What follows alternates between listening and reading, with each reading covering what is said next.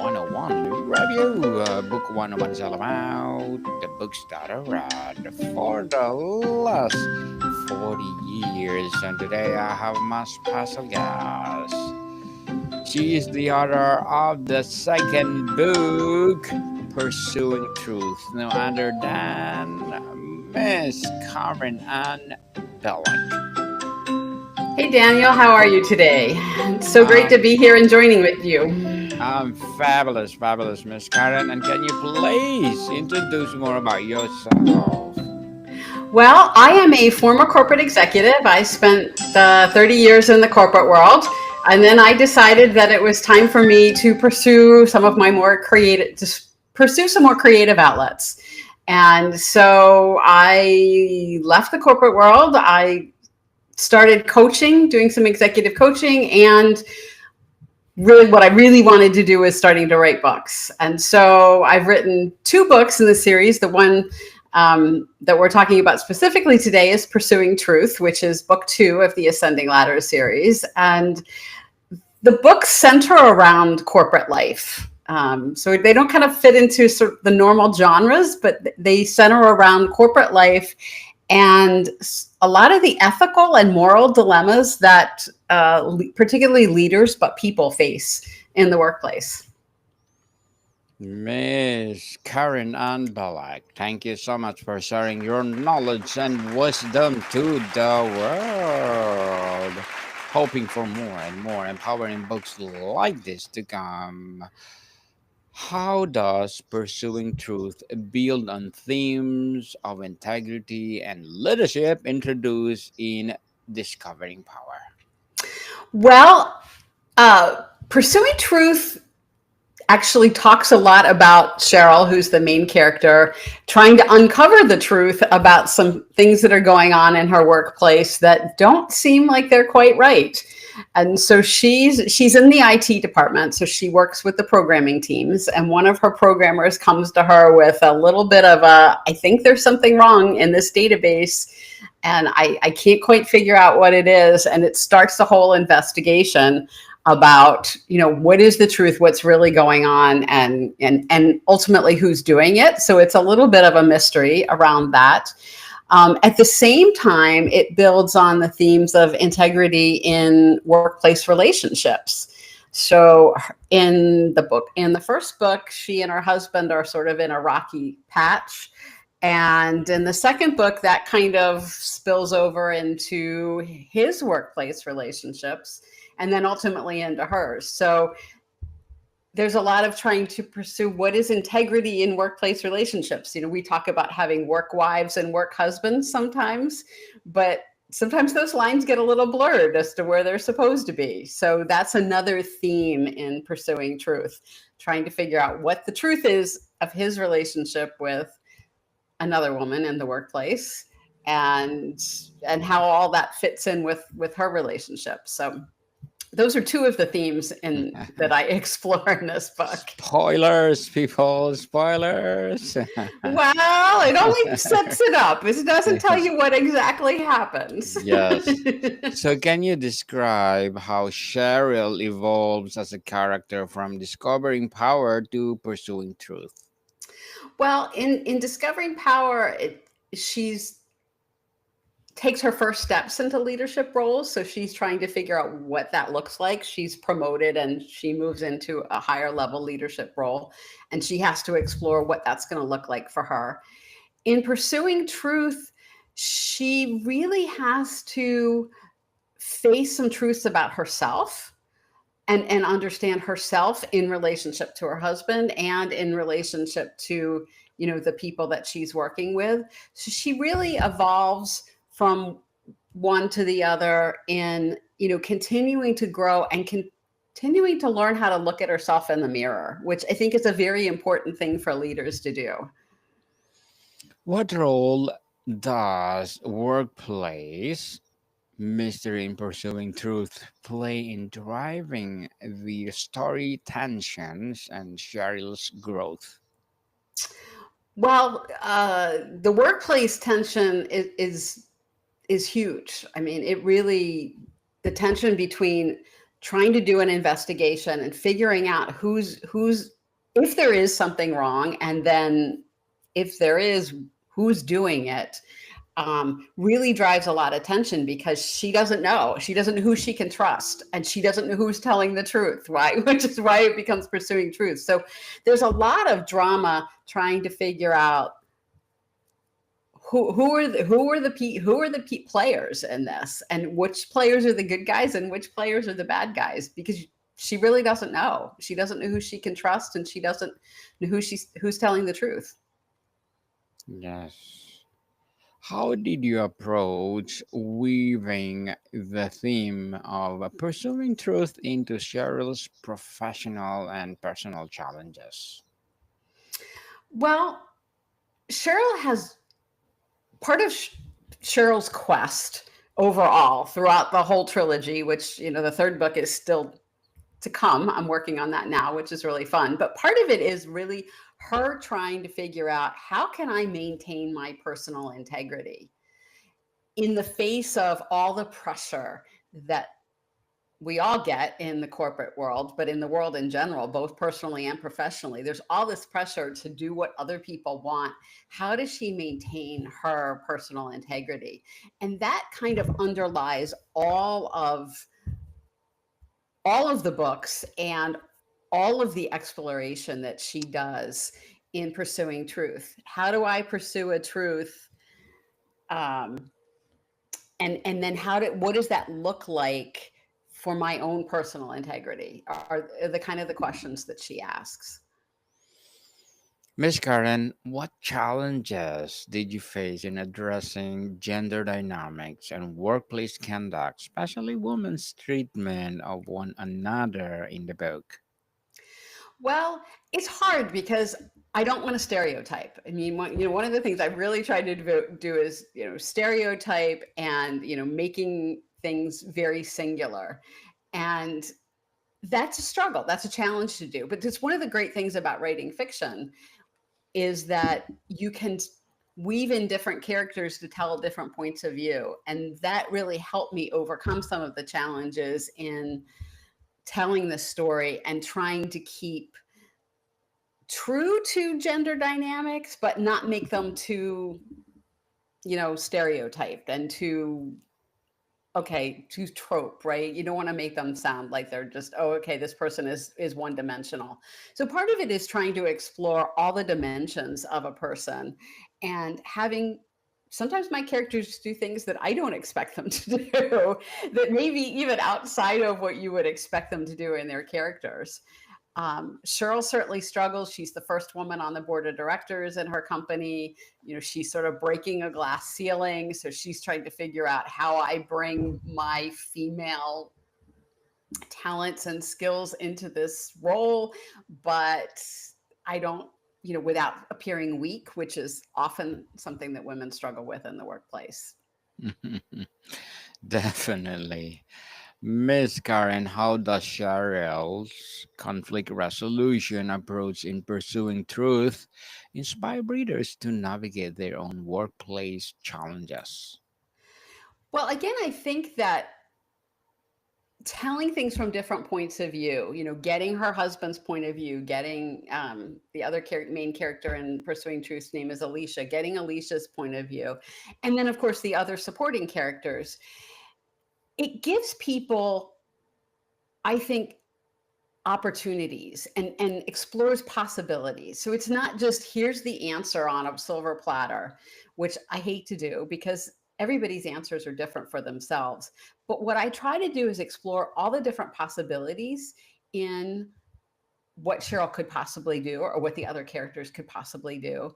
And then even though Cheryl follows a path and has her own resolution, there's other perspectives. People can say, okay, well, maybe I would have done something differently, or I would have followed someone else's advice in the book. So what I really try to do is open up the world of possibilities in the books so that people can say, okay, there are ways to solve these problems in the workplace. And here are some different examples and different things that the characters are exploring. And hopefully be able to apply that to their own lives and to their own conflicts that they're having in the workplace or challenges. Definitely. And how did you balance the intrigue of potential affair with maintaining a story that resonates with ethical and spiritual values? Well, that was a challenge. I will definitely Challenge say that's a indeed. challenge. It's I think one of the things that I really explore in that is there's some self-delusion in the characters as they are navigating these workplace relationships, and they're telling themselves one thing, and the truth is actually something different. And I think that's one of the ways that I explore it, so that the people actually feel like they're being ethical, right? And Yeah, it sort of looks like how we can be delusional sometimes about what we think is ethical that may not be. And I think it encourages us to expand our broaden our horizons as far as what is ethical, what isn't, and where those lines are, and how we can delude ourselves into thinking that I'm absolutely in the right here when maybe we're really not. So that's how I approach it, by looking at what the characters felt like they were doing in the situation, right or wrong, but what their motivations were, to try to help explain, hey, there's different things going on for all of us. We're not just one dimensional, and sometimes things that seem very black and white can get blurred pretty easily depending on what your perspective is and what's going on. definitely. What's going on indeed? And Miss Karen, what techniques did you use to create a vivid descriptions and transport readers into Cheryl's world? Well, I will say that my superpower as a writer is dialogue. I hear the dialogue of the characters. Usually how I write the books is, the dialogue comes first. The interaction between the characters and what they're saying to each other is really sort of the base of how I write the story. And then I can go back in and fill in, okay, where are they when they have this conversation, and put the context around the conversation to anchor it. But for me, I always start with the dialogue, because that's what I kind of hear the characters talking in my head, and I'm trying to capture the dialogue, and then I can go in and fill in sort of, okay, what's the story around the dialogue. So that's my technique. I don't know whether other writers do it that way or not. I don't know, but that's how everything for me always comes back to starting with the dialogue. Dialogue indeed. And Miss Karen, how does pursuing truth explore the significance of women in executive roles as highlighted in reviews? Well, one of the things that I truly believe, as an executive, as a former executive, and from what I saw in the workplace, having balanced teams of men and women and people from different backgrounds. It's not just men and women, but different cultural backgrounds, really enhances teams. And that's been proven in research, over and over again. But I know from my own experience that we need to take different perspectives and different points of view in. And Cheryl, as somebody who's breaking into the executive role, um, with people who, a lot of whom are used to it being only the guys, right? And so some of this exploring is, how does she act as a woman? They sort of, some of them want her just to be a clone of the guys, right? Rather than bringing her perspective into it. And it's important to me for people to be able to bring in their whole self and everything that they have to offer to the table, and not just be quote unquote only business mode all the time. We like to think sometimes that we compartmentalize. Okay, we leave, our personal lives at home, and we're only this corporate identity when we're in the office, which of course is crazy because very few people can compartmentalize that well. And so I think that's one of the things that's really interesting in how she develops and what she learns is where she does, where some compartmentalization is important, because of course it is. But how do you balance compartmentalizing and then bringing your whole self and everything you have to offer to the table? How would you balance for sure? What feedback have you received from readers about Cheryl's journey and its relevance to their own lives? Well, a lot of the women leaders that have read it said, "Wow, I can really see myself in this role." I I relate to Cheryl.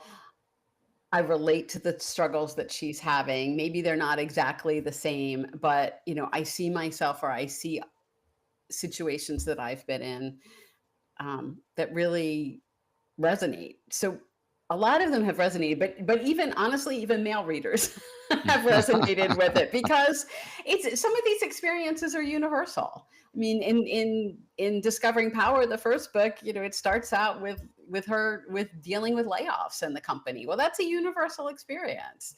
And lots of people have faced that in their organizations. So one of the things she explores in that is, how are companies supposed to handle that in a way where she can feel good about herself and still have to go through that. So a lot of the situations that are in the books are situations either I experienced or situations that other people I know experienced. So they're real. I mean, it's based in reality. So anybody who's worked in a corporate environment can definitely see some of it. But even people that aren't in the corporate environment, it gives them a peek into it. And, it applies to business, big or small. It's not just all corporate. Definitely. And Miss Karen, as an author, what are your short term and long term goals? Well, my short term goal is to write book 3, which is going to be called Embracing Trust, to kind of round out the trilogy. And I would love to see that book and the trilogy continue to be successful. And longer term, I think I have some other genres and other types of fiction books that I would like to explore. So I don't know. We'll see where we go with this one. Whether after book 3, Cheryl's story is complete, or whether there's more of her story. Don't know. But I think it's going to be complete. But I don't know that. And then, like I said, I have some ideas for other stories, maybe outside of the corporate world. Good luck to your goals, Miss Karen, and looking forward for more empowering books, and good luck for your goals as well. And what will be your piece of advice for those people out there who want to be an author like you? Right. I mean, really, it comes down to Right. something simple. You sit down and write. Even if you start just writing a journal or writing poetry or writing something, but you have to start. And I think the biggest problem that people have in writing this book, they look at the blank page and they said, "Oh my God, what to write?" Well, you don't have, you know, I think there's a quote from Anne Lamott in one of her books that talks about everybody has a shitty first draft. And a lot of us are afraid of that. I know I was a little bit. We tend to be perfectionists. Okay, what I put down the first time has to be great. Well, it doesn't. I'll tell you a little secret. Discovering Power, I actually rewrote. It was originally published as Ascending Ladders. And when I wrote Pursuing Truth was so much better than the original book that I went back and rewrote it, because I just felt like, okay, if somebody reads Pursuing Truth and then goes back and reads the first book, they're going to be like, what the heck happened? This is like, so you can rewrite, you can do a do-over. And that's always my message to people who think about want to write. If you have to rewrite it later, you can. There's nothing to stop you from rewriting it later, which is what I did with the first book. But you have to start writing. Whatever it is, just write. No. Stop procrastinating, people. If you have the passion to write, and share to the world. And Miss Karen, can you please recommend a book or books that influence your journey? Well, there's one I read recently, Martha Beck, The Way of Integrity, that really dovetails nicely with some of the stuff that goes into my novels. And it was very challenging to me and liberating, and I think kind of life changing. So I would really recommend Martha Beck's The Way of Integrity. The Way of Integrity. Yeah. Thank you so much for that recommended book, Miss Karen. And how do you hope pursuing truth inspires readers to stand in their own truth in their personal and professional lives? Well, I think a couple of things I've already touched on. First of all, I want them to see how easy it is to be self-delusional and how easy it is to tell stories to ourselves to make ourselves feel better that may not be the best stories to tell. The other thing that I like to inspire people with is really here are possibilities. Here's the way Cheryl decided to solve this problem. Here are the tools that she's using. Here are the tools that Alicia is using to grow. How can I maybe use some of those in my life? Because there are specific tools and things, actions that the characters take that people can actually lift out right out of the book and do them themselves. So there's actually some action items in the books that the characters do that people can emulate or do more research on.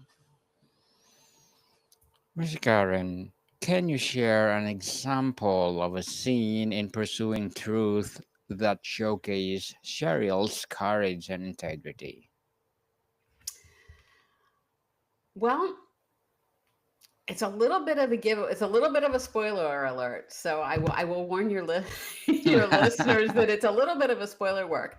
But at one point in the book, Cheryl confronts Alicia, who is her husband's workplace friend, and they run into each other, and Cheryl has to decide how she's going to handle that situation. Here she is face to face with this woman who is sort of wreaking havoc with her marriage at that point, and what is she going to do?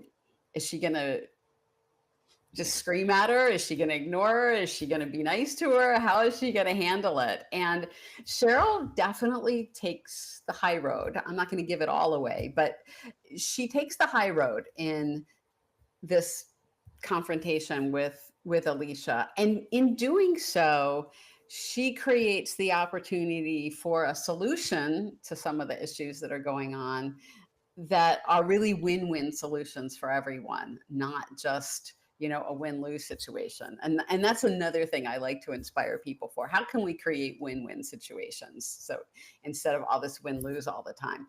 But Cheryl really follows through with her convictions and her integrity in this encounter with Alicia in a way that's very unexpected, but that opens the door to some really beautiful resolution and some really beautiful healing.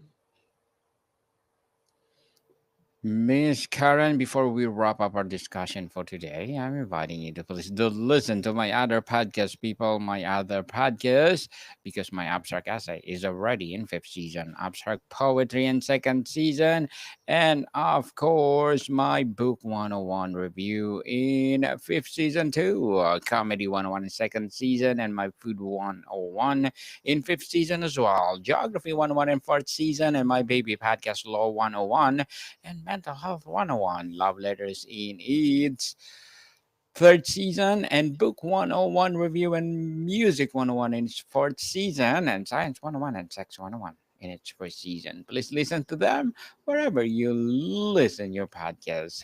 So, Miss Karen, what can readers expect from the final book in this Ascending Ladder series and how it will conclude Cheryl's story? Well, Cheryl is there's some themes from Pursuing Truth that are still we're still unresolved at the end of Pursuing Truth. So there's the whole investigation. Some of that was resolved at the end. We figured out who the main bad guys were at the end of Pursuing Truth, but there's still some questions about some of the other characters, whether they were involved or not. So there's still an ongoing investigation with that, and she's obviously dealing with the fallout of what happened with that investigation. And she has to take her leadership to a new level. Plus, she's going to have some opportunities in embracing trust to take her leadership outside of her company, which is kind of exciting for her. And it gives her the opportunity to potentially influence more people. Miss Karen, thank you so much for sharing your knowledge and wisdom to the world. We are hoping for more and more empowering books like this or more series to come for sure. So can you please invite our listeners to support your all your books? Absolutely. You can get the books on Amazon or on any other bookseller where you like to buy books. If you want to connect with me directly, LinkedIn is a great way to find me. That's where I'm most active on social media, but you can also find me on Facebook and Instagram. And I would love, if you read the book, I would love to hear it. And I would love for you to write a review on Amazon for me. Yes, people, let's support Miss Karen Ann Bulluck because if you support her, for sure, as I said, more and more and more empowering books like this to come. So, Miss Karen, thank you so much for your time. Well, thank you for having me, Daniel. I've enjoyed our conversation, and good luck to you with all of your podcasts. Thank you. That's just awesome. Thank you so much. So, Miss Karen, thank you so much for your time. Thank you, Daniel. It's been a pleasure. More to come, people. See you soon.